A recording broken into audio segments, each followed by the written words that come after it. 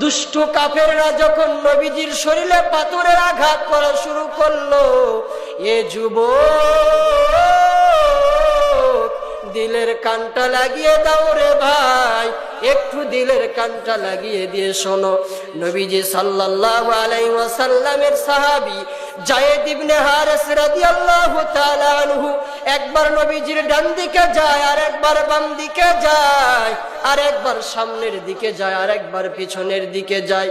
দয়ার নবী আমার, মায়ার নবী আমার যায়েদ ইবনে হারেসকে ডাক দিয়া বলে, রে যায়েদ, কেন সামনের দিকে যাও, কেন সামনে যাও, ডানে যাও, বাঁয়ে যাও, পিছনে যাও? যায়েদ ইবনে হারেস ডাক দিয়া বলে, ইয়া রাসূলুল্লাহ, ইয়া হাবিবাল্লাহ,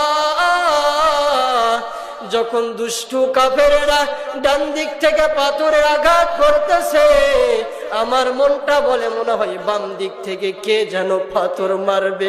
যখন বাম দিকে যায়, আমার মনটা বলে কে যেন আপনাকে সামনের দিক থেকে পাথর নিক্ষেপ করবে। নবীজি সাল্লাল্লাহু আলাইহি ওয়াসাল্লামের শরীরে এত পরিমাণ পাথরের আঘাত, মাথা থেকে নিয়ে পায়ের তালু পর্যন্ত এমন কোন জায়গা নাই যেই জায়গাতে নবীজির আঘাত করে নাই। এরপর নবীজি তাদের জন্য গড় দোয়া করলো না। দয়ার নবী আমার, মায়ার নবী আমার ডাক দিয়া বলে, ও তায়েববাসীরা, আমি কি অপরাধ করেছি? আমার মা নাই, আমার বাবা নাই, ও তায়েফের মানুষেরা আমাকে আর মাইরো না, আমাকে আর মাইরো না। দুষ্টু কাফেররা তো মানে না, বারবার পাথরের আঘাত করা শুরু করলো। দয়ার নবী আমার, মায়ার নবী আমার যায়েদ ইবনে হারেসকে বলে, রে যায়েদ, একটু কি পানির ব্যবস্থা করতে পারবা? নবীজি এত পরিমাণ পাথরের আঘাত কাফেররা করেছে, নবীজি কখনো হুঁশ কখনো বেহুশ। যায়েদ ইবনে হারেসকে নবী ডাক দেয়া বলে, রে যায়েদ, একটু কি পানির ব্যবস্থা করতে পারবা? একটু কি পানির ব্যবস্থা করতে পারবা?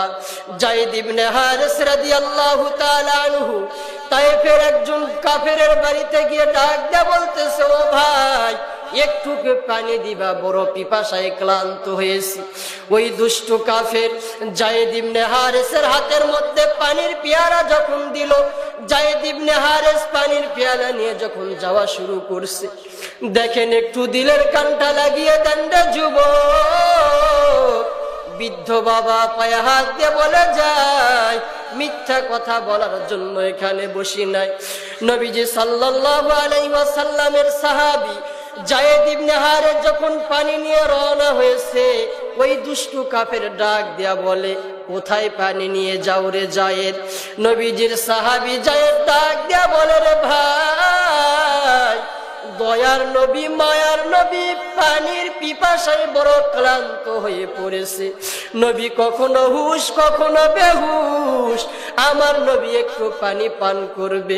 নবীজির কথা যখন বলছে, ওই দুষ্টু কাফের কি করলো? যায়েদ ইবনে হারেসের হাত থেকে পানির পেয়ালাটা খেড়ে নিল, ধাক্কা দিয়ে বের করে দেয়, আর বলতেছে, দূর হ, দূর হ, আব্দুল্লাহর বেটা মুহাম্মদের জন্য কোনো পানি বরাদ্দ নেই। দয়ার নবী, মায়ার নবী বড় ক্লান্ত। যায়েদ ইবনে হারেস নবীজির কিনারায় হাজির হয়েছে। নবীজি ডাক দিয়া বলে, রে যায়েদ, একটু কি পানির ব্যবস্থা করতে পারলা? যায়েদ ইবনে হারেস দু চোখের পানি ছেড়ে দিয়ে বলতেছে, ইয়া রাসূলুল্লাহ, ইয়া হাবিবাল্লাহ, দুষ্টু কাফেরেরা আমার হাতে পানি দিয়েছিল, যেই মাত্র শুনছে আপনি পানি পান করবেন, আমার হাত থেকে পানির পেয়ালাটা ঘিরে নিয়েছে।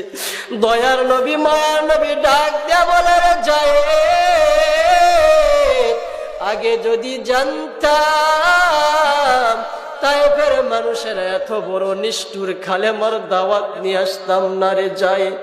যায়েদ ইবনে হারেস ডাক দেয়া বলে, ইয়া রাসূলুল্লাহ, ইয়া হাবিবাল্লাহ, আমি যদি আগে জানতাম এই তায়েফের জমিন আপনাকে আসতে দিতাম না। নবীকে এত পরিমাণ আঘাত করছে, নবীজির শরীর থেকে রক্তগুলো গড়ায়া গড়ায়া পড়তেছে, জুতা মোবারকটা রক্তের সঙ্গে লাগিয়ে গিয়েছে। নবীজি জায়েদকে বলে, রে জায়েদ, আমার শরীরের রক্তগুলো মোচন করো, এক ফোঁটা রক্ত যেন জমিনে না পড়ে। আল্লাহু আকবার বলেন। আল্লাহু আকবার। জায়েদ ইবনে হারেস বলে, ইয়া রাসূলুল্লাহ, কেন কেন? নবীজি ডাক দেয়া বলে, রে জায়েদ, তায়েফের দুষ্টু কাফেররা আমাকে চিনতে পারলো না, কিন্তু তায়েফের জমিন আমাকে ঠিকই চিনতে পেরেছে। আজকে আমার শরীর থেকে এক ফোঁটা রক্ত যদি তায়েফের জমিনে পড়ে, রে জায়েদ, এই তায়েফবাসী ভূমিকম্প শুরু হয়ে যাবে, কাঁপানি শুরু হয়ে যাবে, তায়েফবাসী সহ্য করতে পারবে না। জিবরাইল আলাইহিস সালাতু ওয়াস সালাম সিদরাতুল মুনতাহায় আল্লাহ ডাক দিয়ে বলে, রে জিবরাইল, বলো বলো তুমি কোথায়? জিবরাইল ডাক দিয়া বলে, আল্লাহ, আমি সিদরাতুল মুনতাহায়। এই জমিন থেকে 9,30,00,000 মাইল দূরে সূর্য, প্রথম আসমান, দ্বিতীয়, তৃতীয়, চতুর্থ, পঞ্চম, ষষ্ঠ, সপ্তম, শূন্য মহাশূন্য, গ্যালাক্সি, লাউহে মাহফুজ, কত কিছু আল্লাহর কুদরত। এরপরে লাউহে মাহফুজ। আল্লাহ বলে, রে জিবরাইল, বলো বলো তুমি কোথায়? জিবরাইল বলে, আল্লাহ, আমি সিদরাতুল মুনতাহায়।